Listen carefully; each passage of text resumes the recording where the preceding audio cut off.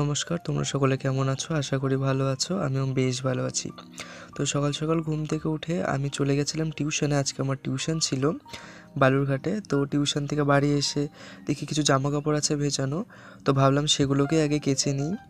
তো সেই জামাকাপড়গুলোই আমি কাচাকাচি করছিলাম। আর বাড়িতে আজকে ফিরতে টিউশন থেকে এতটা পরিমাণে আমার লেট হয়ে গেছিলো, প্রায় 5টা সাড়ে 5টা বেজে গেছিলো।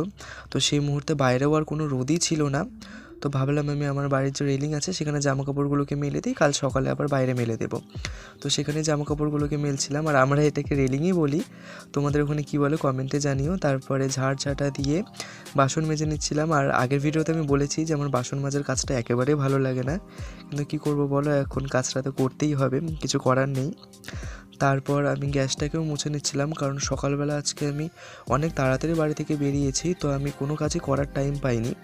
গ্যাসটা মোছার পর আমি বারান্দাগুলোকেও মুছে নিচ্ছিলাম। তারপরে এই যে দেখো, আমাদের বাড়ির নিচের যে কাজগুলো সেগুলো হয়ে গেছে, আর মিস্ত্রি কাকুরা এখনও কাজ করছে বাইরের কাজগুলো।